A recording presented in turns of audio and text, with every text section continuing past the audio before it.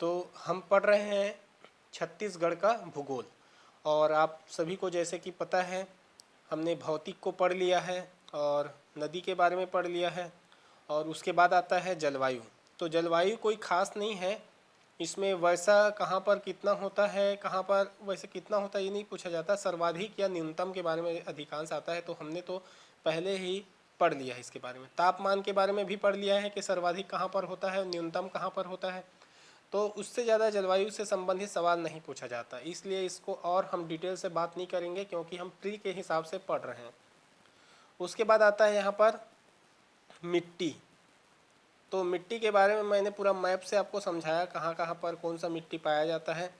और मिट्टी के साथ साथ इसमें पढ़ते हैं हम फसल, लेकिन फसल चेंज होता रहता है। तो सर्वे के हिसाब से हम फसल के बारे में सर्वे में पढ़ेंगे, तो इसमें यहाँ पर पढ़ने की आवश्यकता नहीं है। तो डायरेक्ट हम मिट्टी के बाद आ जाते हैं वनस्पति में।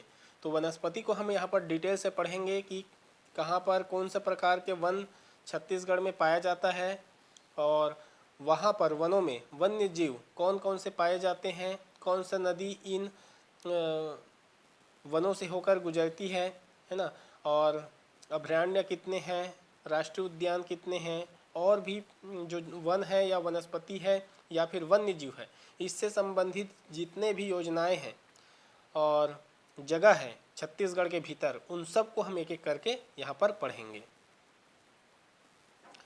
तो चलिए देख लेते हैं हम छत्तीसगढ़ में वन संसाधन। तो छत्तीसगढ़ में वन संसाधन देखने से पहले हम देख लेते हैं कि भारत में वन कितना है, 23.38%। तो उस हिसाब से देखा जाए तो वन की संख्या बहुत कम है। तो जो वृक्ष लगाना आज के समय में भारत के लिए बहुत ही अनिवार्य हो चुका है। अब वन क्षेत्र में स्थान को देखते हैं कि विभिन्न राज्यों का भारत में कौन सा किस स्थान पर है। वैसे सभी को पढ़ने की आवश्यकता नहीं, जो टॉप पर है उसको देखते हैं। जैसे एमपी प्रथम है, मध्य प्रदेश में सबसे ज़्यादा वन है, उसके बाद अरुणाचल प्रदेश है, और उसके बाद है छत्तीसगढ़। तो छत्तीसगढ़ में टोटल है 59,772 वर्ग किलोमीटर में फैला हुआ है, जो कि छत्तीसगढ़ के कुल 44.21% में है। और देश का ये टोटल वन होता है 12.2%। तो इस बात को याद रखना है। अब जिलों का स्थान को देख लेते हैं वन में। एक तो हम क्षेत्र के स्थान पर देखेंगे कि कितना क्षेत्र फैला हुआ है। दूसरा हम प्रतिशत के हिसाब से देखेंगे। क्षेत्र के हिसाब से कहने का मतलब है कि कितने बड़े में फैला हुआ है, और प्रतिशत का मतलब होता है उस जिले का जितना क्षेत्रफल है उसके कितने भाग में फैला है। यदि आधा में है तो 50% आ जाएगा। तो उस हिसाब से तो पहले क्षेत्र के हिसाब से कौन से जिले अग्रणी हैं उसको देखते हैं। तो सर्वाधिक में नारायणपुर में वन है, बीजापुर में है और कोरबा में है। तो ये तीनों सबसे ज़्यादा है। और न्यूनतम बोला जाए तो बेमेतरा, दुर्ग और रायपुर। तो ये तीनों में ऊपर वाला जो है वो उसमें न्यूनतम है, उससे थोड़ा कम न्यूनतम, फिर और कम न्यूनतम, इस तरीके से सबसे कम बेमेतरा कहलाएगा, और उस श्रेणी में दूसरा सबसे कम दुर्ग, तीसरा सबसे कम रायपुर। तो इस हिसाब से इसको समझा जाएगा। तो ये हो गया क्षेत्र के हिसाब से। अगर हम प्रतिशत देखें तब भी सेम टू सेम है। देखिए सेम टू सेम इसमें प्रतिशत के हिसाब से भी सर्वाधिक में नारायणपुर, बीजापुर और कोरबा आता है, और न्यूनतम में बेमेतरा, दुर्ग और रायपुर आता है। तो इस हिसाब से हो गया। अब वनों का वर्गीकरण दो तरीके से होता है, एक तो वृक्षों के हिसाब से, दूसरा इसके प्रबंधन के तरीके के हिसाब से। तो वृक्ष के हिसाब से देखिए, साल जो है 24,244 किलोमीटर में फैला हुआ है, जो कि टोटल का 40.56% होता है। सागौन जो है वो 5,633 किलोमीटर में फैला है, और ये है 9.42%। मिश्रित मतलब मिले जुले जो वन है उसमें 26,018 किलोमीटर में फैला है, और ये है 43.53%। और उसके बाद बांस है जो कि 3,879 किलोमीटर में फैला है, जो कि 6.49% होता है टोटल। तो क्रम याद करना है तो पहला सबसे ज़्यादा मिश्रित है, फिर साल है, फिर सागौन है, और उसके बाद बांस है। और टोटल होता है 59,772 वर्ग किलोमीटर। उसके बाद प्रबंधन के तरीके से आरक्षित 25,782 किलोमीटर में है, जो कि 43.13% है। फिर संरक्षित है जो कि 24,036 है, जो कि 40.21% है। उसके बाद अवर्गीकृत है जो कि 9,954 किलोमीटर, जो कि 16.65% होता है, जो कि 59,772 स्क्वायर किलोमीटर में फैला हुआ है। तो आरक्षित किसको कहते हैं, संरक्षित किसको कहते हैं और अवर्गीकृत किसको कहते हैं, ये जानना जरूरी है।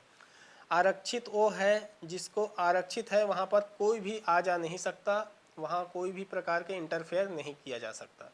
संरक्षित वो है जो संरक्षण में है, मतलब कुछ उसमें आया जा सकता है, जैसे आदिवासियों को कुछ छूट रहता है वहाँ आ जा सकते हैं। उसके संरक्षण में लकड़ियों की कटाई वगैरह जो भी है वो किया जा सकता है, वो संरक्षित है। अवर्गीकृत मतलब उसका वर्गीकरण ही नहीं किया गया है, कुछ जगह ऐसे हैं जिसका वो वर्गीकरण ही नहीं हुआ है, तो उसको अवर्गीकृत कहते हैं। ठीक है, अब उसके बाद हम देख लेते हैं वन सर्किल। तो वन सर्किल यहाँ पर छत्तीसगढ़ में 6 है। बिलासपुर पहला नंबर में है, 24,002 वर्ग किलोमीटर में फैला हुआ है और ये सबसे बड़ा है। दूसरा जगदलपुर, तीसरा सरगुजा, चौथा कांकेर, पांचवा रायपुर और छठवा है दुर्ग, जो कि 5,201 किलोमीटर में फैला है, जो सबसे छोटा है। तो इसी क्रम से याद रखना इसको। अब राष्ट्रीय उद्यान के बारे में हम पढ़ लेते हैं। तो राष्ट्रीय उद्यान में फर्स्ट आता है गुरु घासीदास, जिसको संजय गांधी राष्ट्रीय उद्यान भी कहते हैं। ये कोरिया और सरगुजा जिले में फैला हुआ है। 1981 में इसका निर्माण हुआ था और इसका जो क्षेत्रफल है 1440 वर्ग किलोमीटर और ये सबसे बड़ा है। तो विशेषता इसका ये है कि सबसे बड़ा, जितना हमारे छत्तीसगढ़ में है उसमें से सबसे बड़ा कौन सा है, गुरु घासीदास राष्ट्रीय उद्यान। तो इसको याद रखना है। उसके बाद दूसरा राष्ट्रीय उद्यान है इंद्रावती। बीच से इंद्रावती नदी गुजरती है इसके, इसलिए इसका नाम इंद्रावती रखा गया है। उसके बाद इसकी विशेषता ये है कि ये बीजापुर में है। 1978 में बना था और सबसे पुराना है इस हिसाब से। तो ऊपर वाला सबसे बड़ा, ये सबसे पुराना है। 1258 वर्ग किलोमीटर में फैला है और यहाँ पर पहाड़ी मैना पाया जाता है और कुट्रू गेम सेंचुरी यहीं पर है। तो पूछा जाए कुट्रू गेम सेंचुरी कहाँ है, तो इंद्रावती राष्ट्रीय उद्यान में है। उसके बाद है तीसरा कांगेर घाटी राष्ट्रीय उद्यान। तो कांगेर नदी बीच से गुजरने के कारण इसका नाम कांगेर घाटी पड़ा। ये बस्तर में है, 1982 में ये बना। केवल 200 स्क्वायर वर्ग किलोमीटर में फैला, इसलिए सबसे छोटा है। तो सबसे विशेषता इसका ये है कि सबसे छोटा है। पहला नंबर सबसे बड़ा था, दूसरा सबसे पुराना, तीसरा सबसे छोटा। उसके बाद तीरथगढ़ जलप्रपात यहाँ पे है। कुटुम सर गुफा यहाँ पर है। अंधी मछली यहाँ पाया जाता है। स्टेग लाइट की जो उस गुफा के अंदर में जो लगे रहते हैं ना, पानी गिरने के साथ टपक के रूप में जो धारदार होता है, वो सीमेंट जैसा दिखता है, वो स्टेग लाइट है। तो उसको याद रखना, वहाँ पर पाया जाता है। यहाँ कैलाश गुफा भी है और रिसस बंदर यहाँ पर पाया जाता है। उसके बाद हम देख लेते हैं अभयारण्य। जो छत्तीसगढ़ में अभयारण्य है उनके बारे में पढ़ लेते हैं। तो सबसे जो पुराना है उसको हम सबसे ऊपर में रखे हैं और सबसे जो नया है वो सबसे नीचे में है। तो इस तरीके से ध्यान देना है हमको। तो सबसे पहला छत्तीसगढ़ का अभयारण्य है सीता नदी। 1974 में बना, धमतरी में है ये और 559 ये जो है वर्ग किलोमीटर में फैला हुआ है और सबसे पुराना है। सबसे ऊपर में है मतलब सबसे पुराना, सबसे नीचे में है मतलब सबसे नया। उसके बाद आता है दूसरा अचानक मार्ग। 1975 में बना, ये मुंगेली में है। उसके बाद है बादल खोज, ये भी 1975 में बना, ये जसपुर में है।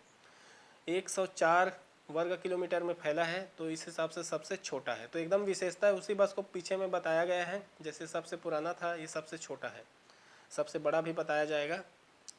उसके बाद है गोमर्दा, ये भी 1975 में बना और ये रायगढ़ में है। उसके बाद है पांचवा बार नवापारा, ये 1976 में बना, ये महासमुंद और बलौदा बाजार में मिला हुआ है, फैला हुआ है। उसके बाद छठवा है तमोर पिंगला, 1978 में बना, बलरामपुर और सूरजपुर में फैला हुआ है और ये 608 वर्ग किलोमीटर में है। ये सबसे बड़ा है, इससे बड़ा कोई भी अभयारण्य नहीं है छत्तीसगढ़ में। उसके बाद है सेमरसोत भी लिखा जाता है कई जगह, ये भी 1978 में बना, बलरामपुर में है। उसके बाद है भैरमगढ़, 1983 में बना, ये बीजापुर में है। उसके बाद है पामेड़, ये 1983 में ये भी बना और ये भी बीजापुर में है। उसके बाद है उदंती, ये 1983 में ये भी बना, ये गरियाबंद में है। उसके बाद है भोरम देव, 11वां नंबर का, 2001 में बना और ये कबीर धाम में है। इसका जो क्षेत्रफल है 163 वर्ग किलोमीटर है, सबसे नया यही है। तो टोटल यदि छत्तीसगढ़ में पूछा जाए तो 11 अभयारण्य है, तो ध्यान देना इसको। बाकी अगला वीडियो में पढ़ेंगे हम